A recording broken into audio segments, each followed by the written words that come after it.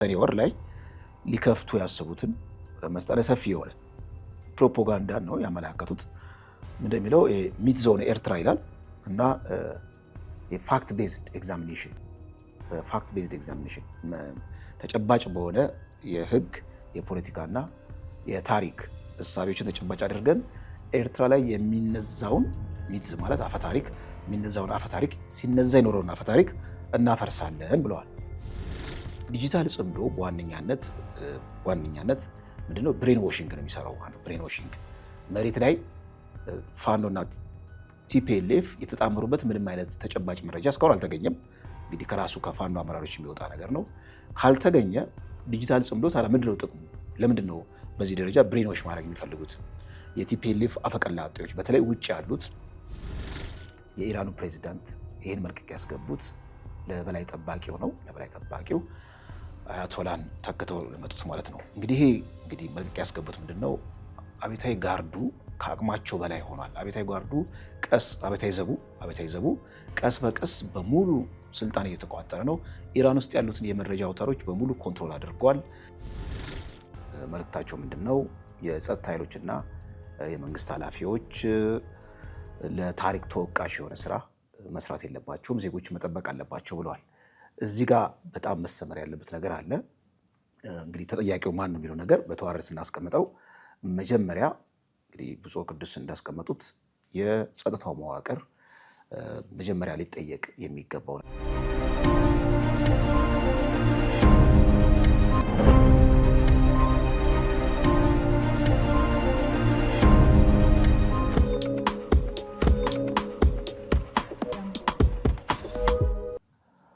ሰላም ጤና ይስጥልኝ ውድ ተመልካቾቻችን፣ ልዩ የትንታኔ ዝግጅታችንን ጀምረናል። እንደተለመደው ከሀገር ውስጥ ከጎረቤት እንዲሁም ደግሞ ከዓለም አቀፍ መረጃዎች ያሰባሰብናቸውን መረጃዎች ወደ እናንተ እናደርሳለን። እንደተለመደው እንግዲህ ከሀገር ውስጥ አጀንዳዎች ስንጀምር በተለይ ከሰሞኑ እዚህ አርሲ አካባቢ የኦርቶዶክስ እምነት ተከታዮች የተጨፈጨፉበት ዜና በጣም መነጋገሪያ ሆኗል። አንድ አባባል አለ። በአንድ አባባል ቢጀምረው ይህንን ዜና ግሩም ይመስለኛል። ጆሴፍ ስታሊን ራሻዊው ማለት ነው፣ አንድ ሰው ሲገደል ትንግርት ነው ይባላል ብሏል። ከዛ 2 ሰው 3 ሰው 10 ሰው ሲገደል ስታቲስቲክስ መሆን ይጀምራል ብሏል። አሁን እንግዲህ አርሲ አካባቢ የኦርቶዶክስ እምነት ተከታዮች ሲሞቱ ወደ ስታቲስቲክስነት ተቀይሯል። ስንት ሰው ሞተ ነው እንጂ ትንግርት መሆኑ ካቆመ ውሎ ሰንብቷል። በዋነኛነት እንግዲህ እዛ አካባቢ ያለውን ውጥንቅጥ ስንመለከት በብዙ መልኩ ይመነዘራል። ማንነት ተኮር ሳይሆን እምነት ተኮር ነው እዛ አካባቢ ጥቃት የሚፈጸመው። ፓትርያርኩ ብፁዕ ቅዱስ አቡነ ማትያስም አንድ ቁልፍ የሆነ መልእክት አስተላልፈዋል። መልእክታቸው ምንድን ነው? የጸጥታ ኃይሎችና የመንግስት ኃላፊዎች ለታሪክ ተወቃሽ የሆነ ስራ መስራት የለባቸውም፣ ዜጎች መጠበቅ አለባቸው ብለዋል። እዚህ ጋር በጣም መሰመር ያለበት ነገር አለ። እንግዲህ ተጠያቂው ማን ነው የሚለው ነገር በተዋረድ ስናስቀምጠው መጀመሪያ እንግዲህ ብፁዕ ቅዱስ እንዳስቀመጡት የጸጥታው መዋቅር መጀመሪያ ሊጠየቅ የሚገባው ነገር ነው። አንድ መንግስት እንደ መንግስት በሚቋቋምበት ጊዜ በስነ መንግስት ፍልስፍና ምንድን ነው የሚባለው? ሰዎች መንግስት የሚባለውን ነገር ከማቋቋማቸው በፊት ያለ መንግስት ይኖሩ ነበር፣ ወይም ስቴት ኦፍ ኔቸር ይባላል። ጉልበተኞች ደካሞችን የሚገሉበት፣ የፈለጋቸውን የሚያደርጉበት፣ ደካሞች ደግሞ ጉልበተኞች በተዘናጉበት ሰዓት በማንኛውም ሰዓት ጥቃት የሚፈጽሙበት ሲስተም ማለት ነው። ይህንን ስቴት ኦፍ ኔቸር ወይም ደግሞ ህግ አራዊት የሰፈነበት አውድ ከዛ ውስጥ ለመላቀቅ ሰዎች ከነፃ ፈቃዳቸው ቆንጥረው አንድ ተቋም አቋቋሙ። ያ ተቋም መንግስት የሚል ነገር ነው። ስለዚህ የመንግስት የመጀመሪያው እሳቤ ምንድን ነው? የዜጎችን ሰላምና ጸጥታ ማስጠበቅ ነው። ይሄ እንግዲህ የስነ መንግስት ጽንሰ ሀሳብ ፍልስፍና ጽንሰ ሀሳብ በዋነኛነት ሲያጠነጥን መንግስት የተቋቋመበት ለኢኮኖሚ እድገት አይደለም፣ እንዲሁም ደግሞ ልማትና መሰረተ ልማት ማስፋፋት አይደለም። በዋነኛነት መንግስት የመጀመሪያ የተቋቋመው የዜጎችን ደህንነት ለማስጠበቅ ነው። ይሄ የስነ መንግስት ፍልስፍና ሀሁ ነው። በመሆኑም ከዛ ፐርስፔክቲቭ ስንገመግመው እንግዲህ ምስራቅ አርሲ፣ ምዕራብ አርሲ አካባቢ ኦልሞስት መንግስት እንግዲህ ፌል አድርጓል ማለት ነው። ከ10 ብናረመው ስንት እንደምንሰጠው ዜጎች የኢትዮጵያ ህዝብ ያውቀዋል ማለት ነው። እንግዲህ ብፁዕ ቅዱስም ያስተላለፉት በዋነኛነት ለማን ነው? ለመንግስት መዋቅር ነው። መንግስት ጥልቅ የሆነ ሰርጀሪ ሊያደርግ ይገባል። እዛ አካባቢ ዜናው እንደተሰማ እንግዲህ ከቆላ አካባቢ ተሰብስበው ነው ጥቃት የፈጸሙት የሚባለው። እዛ አካባቢ ያሉት ሚሊሻዎችም የአቅም ውስንነት አለባቸው። እንግዲህ አቅማቸውን በማጠናከር ዞኑ አካባቢ ያለውን ስቴት መዋቅር በጥልቁ በመፈተሽ እሱንም በደንብ አድርጎ የስር ነቀል የሆነ ለውጥ በማድረግ ቢያንስ የማስታገሻ የመፍትሄ አቅጣጫ ሊወስድ ይገባል መንግስት። የኦሮሚያ ክልል መንግስት ጉዳዩን የፈጸመው ሸኔ ነው ብሎ ተናግሯል። እንግዲህ ይሄ ነገር ከምን ጋር ይመሳሰላል? ልክ በኢህአዴግ ዘመን በአብዛኛው ጊዜ የኑሮ ውድነት በሚከሰትበት ጊዜ መጀመሪያ መንግስት የሚለው ምንድን ነው? ስግብግብ ነጋዴዎች ናቸው ኑሮን ያስወድዱት የሚል ነገር ያመጣል። እንግዲህ ዋነኛው ትኩረት መንግስት እንዳይሆን ወደ በጣም ንዑስ ወደሆኑ ክፍሎች የማሳበብ ማለት ነው።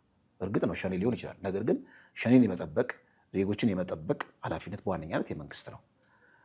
3 አይነት ቨርዥን አለ ማለት ነው። እንግዲህ አርሲ አካባቢ ጥቃት በሚፈጸምበት ጊዜ አሁንም ሸኔ የሚባል ከሆነ ሃይማኖታዊ ሸኔ ያለ ማለት ነው እዛ አካባቢ አንድ። እዚህ ደግሞ በሸዋ አካባቢ በአብዛኛው ጊዜ ዜጎች የሚታገቱት በምን ምክንያት ነው? ገንዘብ ራንሰም የሚባለው ማለት ነው። ዜጎች ይታገቱና ከዛ በኋላ ገንዘብ ይጠየቃል። እዛ አካባቢ ሲታገቱ ደግሞ ገንዘብ ነው የሚጠየቀው። ስለዚህ ሸዋ አካባቢ ያለው ሸኔ ደግሞ የኢኮኖሚ ሸኔ ነው ማለት ነው። ወለጋ አካባቢ ደግሞ ማንነት ተኮር ጥቃት ነው ያለው። ማንነት በብሔር ማንነት ነው የሚጠቃው። ስለዚህ ደግሞ ፖለቲካዊ ሸኔ ብለን ልንከፋፍለው ነው ማለት ነው።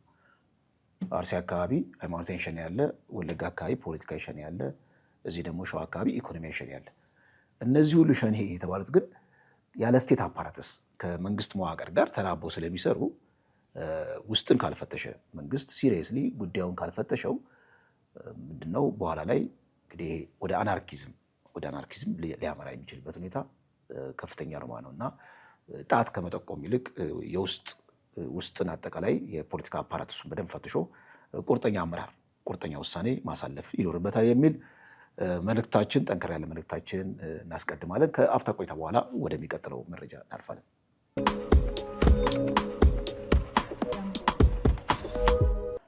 ወደ ሁለተኛው መረጃ በማልፍበት ጊዜ እንግዲህ ወደ ሁለተኛው መረጃ በምንሄድበት ጊዜ የኤምኤስ የተባለው የመረጃ አውታር እዚህ የፋኖ አመራር ከሆኑት ከጀነራል ተፈራ ጋር ቆይታ አድርገው ነበረ እና እዛ ላይ ከተነሱት በጣም ትኩረት የሚስቡ ነጥቦች አንዱ ይሄ በአብዛኛው ጊዜ አሁን እንደውም ወደ ክሊሼ እያመራ ነው። ይሄ ጽምዶ የሚለው በጣም በዞር ሆኖ ነበረ፣ ወቅታዊ ቃል ሆኖ ነበረ። ከዛ ቃሉ ደግሞ በጣም ከመደጋገሙ የተነሳ ወደ ማሰልቸት ደረጃ የደረሰበት ሁኔታ አለ። ጽምዶ የሚለው ማለት ነው እና በዛ ጉዳይ ላይ ላነሳላቸው ጥያቄ አይ እኛ ጽምዶ የሚባለው ነገር አናውቀውም፣ ለራሳችን በቃል የሚል ነገር ተናግረዋል። ከዚህ ቀደምም እንግዲህ አስረስ ማራ የተባለው የጎጃም አካባቢ ያለው የፋኖ እንቅስቃሴ ወይም ደግሞ የአፋብን የተባለው አመራር እሱም ይሄ ጽምዶ የሚባለው ነገር አናውቀውም ብለዋል ማለት ነው። ከዚህ በመነሳት እንግዲህ ይሄ ጽምዶ የተባለውን ናሬቲቭ በሁለት መልኩ መመልከት አለብን ማለት ነው። አንድ ዲጂታል ጽምዶ አለ ማለት ነው። ዲጂታል ጽምዶን የሚያሳልጡ ደግሞ የመረጃ አውታሮች አሉ። በአብዛኛው ጊዜ የምንመለከተው ኢትዮ ፎረም ላይ ያለ ስታሊን ገብረስላሴ የተባለው የቲፒኤልኤፍ አፈቀላጤ ጉዳዩን ከፍ አድርጎ ሲያጋነው እንመለከታለን ማለት ነው። ስለዚህ ዲጂታል ጽምዶ በዋነኛነት ምንድነው? ብሬን ዋሽንግ ነው የሚሰራው ማለት ነው። ብሬን ዋሽንግ መሬት ላይ ፋኖና ቲፒኤልኤፍ የተጣመሩበት ምንም አይነት ተጨባጭ መረጃ እስካሁን አልተገኘም። እንግዲህ ከራሱ ከፋኖ አመራሮች የሚወጣ ነገር ነው። ካልተገኘ ዲጂታል ጽምዶ ታዲያ ምንድነው ጥቅሙ? ለምንድን ነው በዚህ ደረጃ ብሬኖች ማድረግ የሚፈልጉት? የቲፒኤልኤፍ አፈቀላጤዎች በተለይ ውጭ ያሉት አፈቀላጤዎች እና እነዚህ ገናና የሆኑ የዲጂታል መረጃ አውታሮች በአብዛኛው ጊዜ ይሄ ዲጂታል ጽምዶን በጣም ለምንድን ነው ያጋኑታል? ቲፒኤልኤፍ እና ፋኖን ኦልሬዲ እዚህ ውስጥ ጥምረት ውስጥ እንዳሉ በከፍተኛ ሁኔታ መዘገብ ለምን አስፈለጋቸው የሚባለው ነገር አንድ ሁለት ነጥብ ማስቀመጥ ይቻላል። መጀመሪያው እንግዲህ ብሬኖች ብያለሁ። ብሬኖቹ ለምን ያስፈልጋል? አሁን በቅርቡ የወጣው አንድ መረጃ የቲፒኤልኤፍ ማዕከላዊ ኮሚቴ ያወጣው መረጃ ምንድን ነው? ኢሚዲየትሊ የመጀመሪያው ኦፕሬሽን ወደ ወልቃይት ነው የምናደርገው። ወልቃይት ላይ ኦፕሬሽን ከከፈትን በኋላ ትልቁን ስዕል እንመለከታለን ወይም የሀገረ ትግራይ የሚለውን ነገር ለማወጅ መደራደር እንጀምራለን የሚል ነገር መግለጫ ወጥተዋል። ወደ ወልቃይት ዘመቻ በሚደረግበት ጊዜ የማደንዘዣ መርፌ ነው አሁን ዲጂታል ጽምዶ ለፋኖ ላሉት ታጋዮች ወይም ታጣቂዎች ወይም አማራ ክልል ያለው አጠቃላይ አደረጃጀት እንደዚህ አይነት ናሬቲቭ አየር ላይ በጣም በሰፋ ቁጥር ልክ የማደንዘዣ መርፌ ነው ማለት ነው። ቲፒኤልኤፍ ወደ ወልቃይት ዘመቻ በሚከፍትበት ጊዜ ጎንደር ያሉት ፋኖች ወይም የፋኖ አጠቃላይ አደረጃጀቶች እጃቸውን አጣምረው ቲፒኤልኤፍን እንዲያዩትና ወልቃይትን መያዙ ኖርማል ስቴት እንዲሆን። በእርግጥ ወልቃይትን ለመያዝ ብዙ ፋክተሮች አሉ። ቲፒኤልኤፍ አቅም አለ ወይ የሚለው ነገር እሱ በደንብ መተንተን አለበት። በራሱ የመንግስት አደረጃጀት እዛ አካባቢ ያለው የተከዜ ዘብ የወልቃይት ማህበረሰብ ቲፒኤልኤፍ በቂ ነው። ነገር ግን ከዛ አልፎ እንኳን ቲፒኤልኤፍ እንደው ከዛ በጣም እንደው ተጠናክሮ ወልቃይትን ራሱ ለመያዝ ቢሞክር እና ቢይዝ የፋኖ አደረጃጀት ለቲፒኤልኤፍ ያላቸው አመለካከት ለዘብተኛ እንዲሆን እና በዚህ በዲጂታል ጽምዶ ናሬቲቭ ማደንዘዣ መርፌ ስለተወጋ ምንም ሪያክት ማድረግ እንዳይችል የማድረግ ሴራ ይመስላል። አንደኛ ይሄ ነው።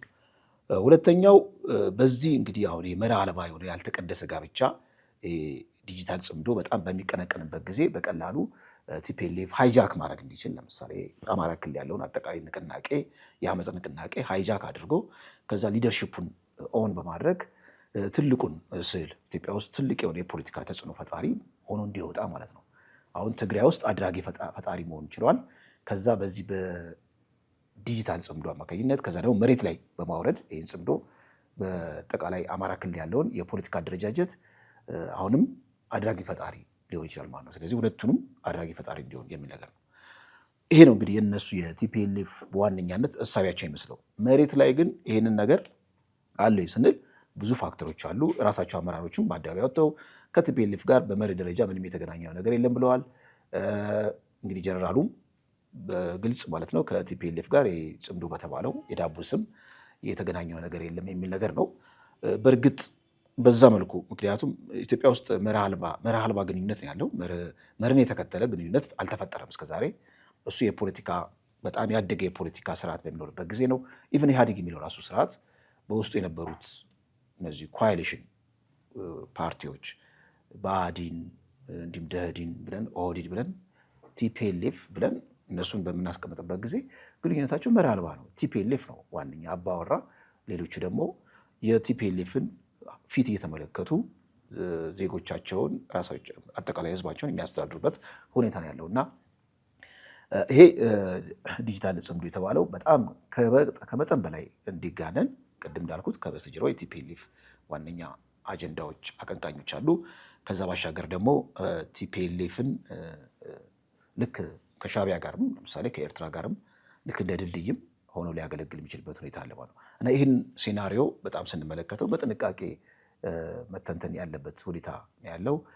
ከዚህ አንጻር ስንመለከተው እንግዲህ በቲፒኤልኤፍ እና በፋኖ መካከል ያላቸው ግንኙነት መሬት ላይ ያለው ግንኙነት አመራሮቹ እንደሚሉት ምንም አዲስ ነገር እንደሌለ ነው የሚናገሩት። በእርግጥ ግንኙነት ራሱ ቢኖር ራሱ ዊዝን ቲፒኤልኤፍ ዊዝን የፋኖ አደረጃጀት ራሱ ሌላ ፋክሽን ወይም ተገንጣይ ቡድኖችን ሊፈጠር የሚችልበት ሁኔታ ከፍተኛ ነው። በመንግስት ረገድም እንግዲህ ያለው ግብረ መልስ በቲፒኤልኤፍም በዛው በፋኖ መካከል ያለው ግብረ መልስ በዚህ በዲጂታል ፕሮፓጋንዳው ረገድ ምንም አዲስ ነገርም የለም። ወደሚቀጥለው መረጃዬ አልፋለሁ። ከአፍታ ቆይታ በኋላ እመለሳለሁ።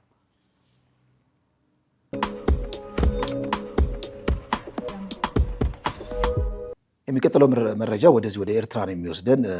ኤርትራው እንግዲህ ማስታወቂያ ሚኒስትር ሬድሲን ቤከን የሚባል የመረጃ አውታር አላቸው። የኤርትራ ማስታወቂያ ሚኒስትር በአብዛኛው ጊዜ መረጃውን የሚያወጣበት እና የማነ ገብረ መስቀል ይህን በትዊተር ገጻቸው ላይ ሼር አድርገውታል። ምንድነው ሼር ያደረጉበት ሁኔታ? በዋነኛነት በዚህ በሚቀጣውን ሰኔ ወር ላይ ሊከፍቱ ያሰቡትን መጠነ ሰፊ የሆነ ፕሮፓጋንዳን ነው ያመላከቱት። ምንድነው ሚት ዞን ኤርትራ ይላል እና የፋክት ቤዝድ ኤግዛሚኔሽን በፋክት ቤዝድ ኤግዛሚኔሽን ተጨባጭ በሆነ የህግ የፖለቲካና የታሪክ እሳቤዎችን ተጨባጭ አድርገን ኤርትራ ላይ የሚነዛውን ሚትዝ ማለት አፈታሪክ የሚነዛውን አፈታሪክ ሲነዛ የኖረውን አፈታሪክ እናፈርሳለን ብለዋል። ምንድነው አፈታሪክ ብለው ያስቀመጡት? ትንሽ በጣም ትኩረትን የሚስብ ነገር ነው። አፈታሪክ ብለው ያስቀመጡት አንደኛው አፈታሪክ ብለው ያስቀመጡት እንግዲህ በኤርትራ ላይ ኤርትራን ታሪክ በተመለከተ ነው።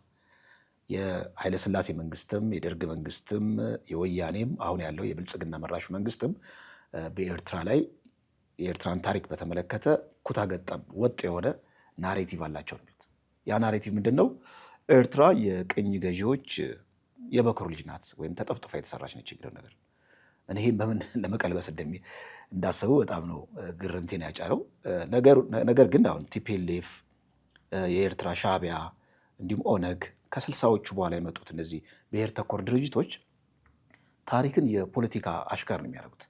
ታሪክን የፖለቲካ ደንገጡር የማድረግ አባዜ ያላቸው፣ ታሪክን ለፖለቲካ ዓላማ ማለት ነው የፖለቲካ አሽከር ማድረግ።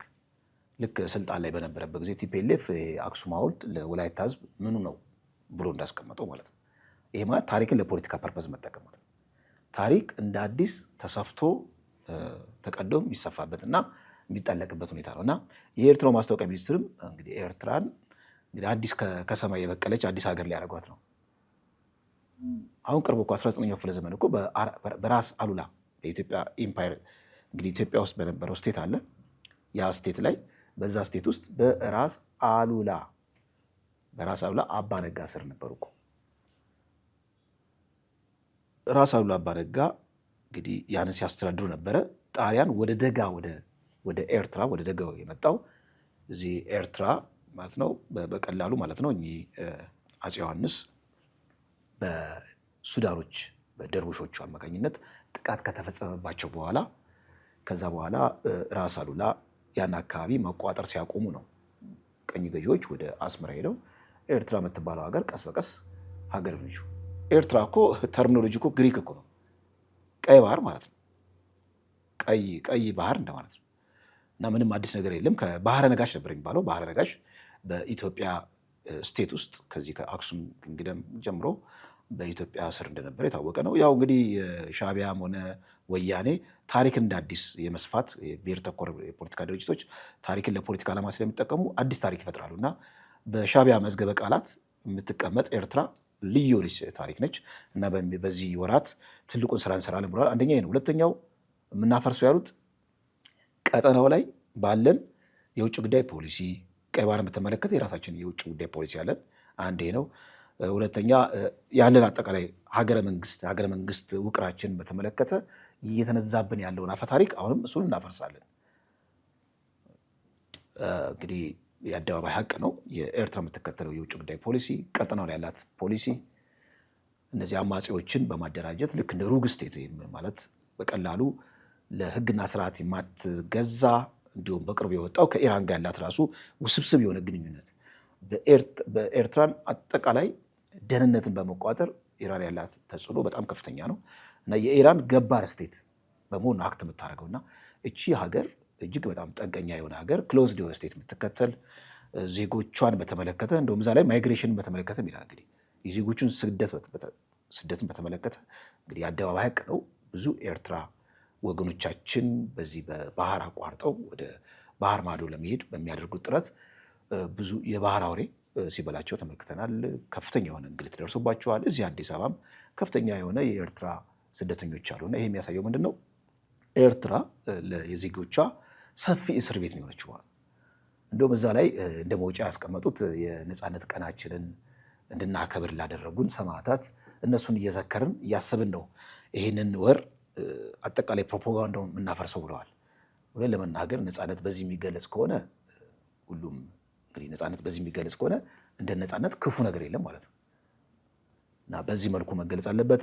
ትንሽ ጠፋ ብለው ነበረ። እንግዲህ ይህን ወር ከፍተኛ የሆነ ዘመቻ እንደሚያደርጉ ፍንጭ ሰጥተዋል። የማነ ገብረ መስቀል በዋነኛነት የሻዕቢያ እንግዲህ ፕሮፓጋንዳ ልሳን ናቸው። እሳቸው ትዊተር ገጽ ላይ እንደሚያጋሩት ጽሁፍ ይህን ነገር ፍንጭ ሰጥተዋል ማለት ነው። ወደሚቀጥለው መረጃ ከማለፊ በፊት ከአፍታ ቆይታ በኋላ እመለሳለሁ። የመውጫ መረጃ ወደዚህ በአሜሪካ በኢራን መካከል ያለው አጠቃላይ የፖለቲካ ጡዘትን ይመለከታል። እንግዲህ ኢራን በጦርነቱ ማለት ነው አሁን ከሁለተኛው ዓለም ጦርነት በኋላ ከፍተኛ የሆነ የኑሮ ውድነት እያስተናገደች ነው የሚል መረጃ ወጥቷል። በተለይ እንግዲህ በዚህ በኑሮ ውድነቱ በአጠቃላይ ማለት ነው የኑሮ ውድነት 77.2% ሆኖ መመዝገቡ በአሃዛዊ መረጃ ማለት ነው አጠቃላይ ግሽበቱን በተመለከተ ተቀምጧል። እዚሁ ጋር ግን አያይዘን የምናስቀምጠው ከኢራን ጋር ማለት ነው ብዙ መረጃዎች አሉ። የኢራን ብቻ ሳይሆን አጠቃላይ ከአሜሪካ ጋርም ያለው ግንኙነትን በተመለከተ እንግዲህ አዳዲስ ነገሮች ወጥተዋል። እነዚህ አዳዲስ መረጃዎች የሚያመለክቱት ምንድን ነው? አሁን የኑሮ ውድነቱ በእርግጥ በዚህ በጦርነቱ ምክንያት የመጣ እንደሆነ ይታወቃል። ኢንተርኔት ከተቋረጠ 3 ወራት አልፈዋል። አሁን ለመጀመሪያ ጊዜ ነው እንግዲህ የኢራን ህዝብ የኢንተርኔት አገልግሎት ማግኘት የጀመረው። አዳዲስ እንግዲህ ከአሜሪካ ጋር በተገናኘ ግንኙነታቸውን በተመለከተ ድርድሩን አቋርጣለች። ድርድሩን በሶስተኛ ወገን ራሱ የጀመረችውን ኦልሬዲ አቋርጣለች። ነገር ግን ትንሽ አስደንጋጭ የሆነው ባለፉት እንግዲህ ወራት በዚህ በኢራንና በአሜሪካ መካከል ያለው ጦርነትን በተመለከተ ግልጽ የሆነ መረጃ አልወጣም ነበር። ቢቢሲ እነዚህን የተደበቁ ሳተላይቶችን እነሱን ተመርኩዞ በሳተላይት የተቀረጹ መረጃዎችን አስመልክቶ እዛ ላይ ተንተርሶ በጣም ሰፋ ያለ መረጃ ወጥቷል። እስካሁን ያልተሰሙ በኢራንና በአሜሪካ መካከል በነበረው ጦርነት ያልተሰሙ እጅግ አስደንጋጭ መረጃዎችን ይዞ ወጥቷል። እንግዲህ ኢራናውያን ትልቁ ስኬታቸው ወደ 8 ሀገራት ላይ የነበሩ 20 የአሜሪካ ጣቢያዎችን አውድመዋል የሚል ነገር ነው። ይሄ እንግዲህ አሜሪካ በይፋ አላመነችም፣ ነገር ግን ኢራን ይሄን ነገር አድርጋለች የሚል ነው። ሌላው አሜሪካኖች ኢራንን ከጠበቁት በላይ ማለት መጀመሪያ ካሰባሰቡት መረጃ እንግዲህ ሞሳድ ውስጣቸው አለ።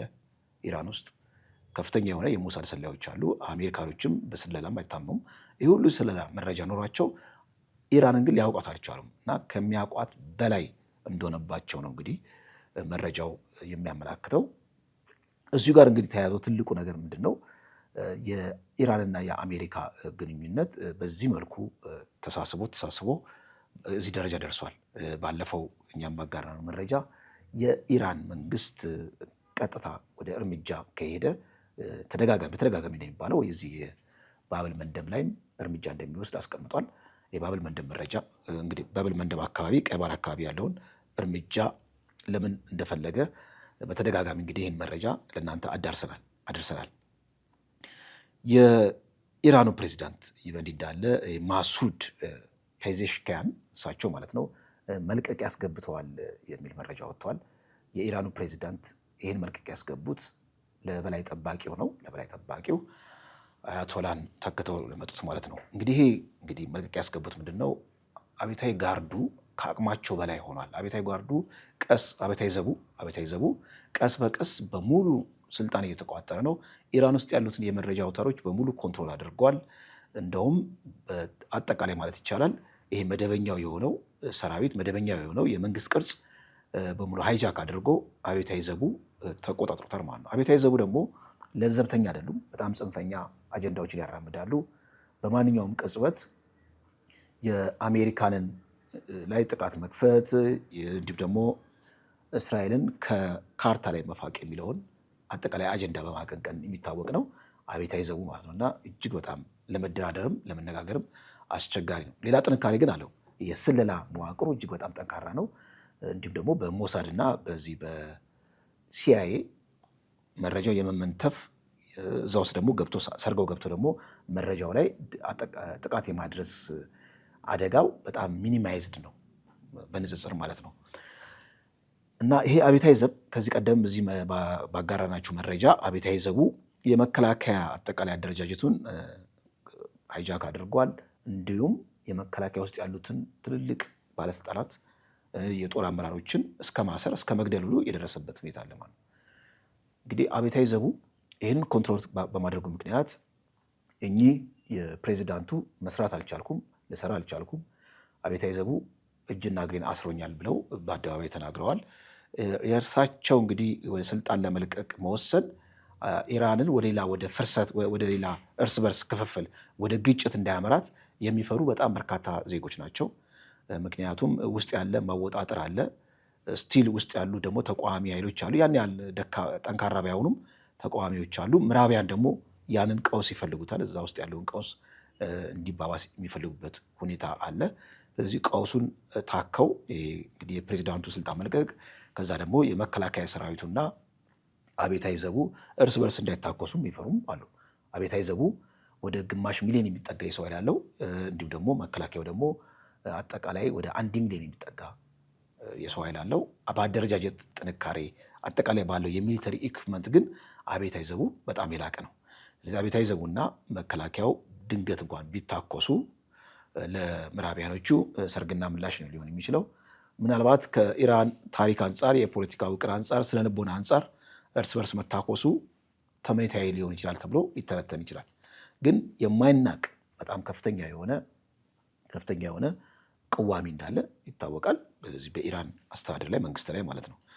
ይህ በእንዲህ እንዳለ ኢራንና አሜሪካ አሁንም እጃቸው አላረፍም፣ እርስ በርስ የታኮሱ ነው። አሜሪካ እንግዲህ የኢራን ደሴት ላይ ጥቃት ከፈጸመች በኋላ ኩዌት ላይ ተኩሳለች። በመተኮሷም እንግዲህ የኩዌት አየር ጣቢያ አየር መንገድ ላይ ጉዳት እንደደረሰ ቪዲዮዎች ወጥተዋል ማለት ነው። እና የኩዌትም ባለስልጣናት በሚዲያ ላይ ወጥተው የተቃጣባቸውን መጠነ ሰፊ የሆነ ጥቃት እንዳከሸፉም ተናግረዋል። ነገር ግን ጥቃቱ ቪዚብል እንደሆነም በግልጽ እያየን ነው ማለት ነው። እና የአሜሪካና የኢራን ሽኩቻ በዚህ መልኩ እንግዲህ አንዴ ብልጭ አንዴ ድርግም እያለ እየቀጠለ ነው። አሜሪካ እንደሚታሰበው እውነት ለመናገር ቀላል ሀገር ሆና ብታገኛ ኖሮ ኢራንን አሁን የምንመለከተው እርስ በርስ የመወጣጠር ሂደት መቋጫ ያገኝ ነበረ። እንደውም ከቀዝቃዛው ጦርነት በኋላ እንደ ኢራን የፈተናት ሀገር ያለ አይመስለኝም። በአስገድዳ በጠረጴዛ ዙሪያ መብቷን አጠቃላይ ጥቅሟን ለማስከበር እዚህ ደረጃ መድረሷ የሚገርም ነው ማለት ነው። እንግዲህ አዲስ የባህረ ሰላጤው ሌላ ሀያል ሀገር ተወልዷል የሚሉም አሉ አንዳንድ ተንታኞች ጉዳዩን በጣም ሲለጥጡት። ለምን ከዚህ ሁሉ ፈተና ውስጥ ከእስራኤል የሚሳኤል ውርጅብኝ፣ ከአሜሪካ የሚሳኤል ውርጅብኝ ከዛ ሁሉ ተርፋ አሁን ለመደራደር ደረቷን ነፍታ ወይም ደግሞ በጣም በማን አለብኝነት ወይም ደግሞ አሜሪካ ምንም ነገር አታደርገኝም ብላ በከፍተኛ እንግዲህ የራስ መተማመን መንፈስ የፖለቲካ ምህዳሩ ላይ በዓለም አቀፍ የፖለቲካ ምህዳር ላይ መከሰቷ አዲስ የባህረ ሰላጤ ልዕለ ሀያል ሀገር እንደተወለደ ይቆጠራል ብለው ጉዳዩን ለጠጥ አድርገው የሚተነትኑትም ተንታኞች አሉ ማለት ነው። አድማጭ ተመልካቾቻችን የዛሬው መረጃ በዚህ ቆይቻለሁ። በሚቀጥለው እስከምንገናኝ ድረስ ቸር ቆዩ።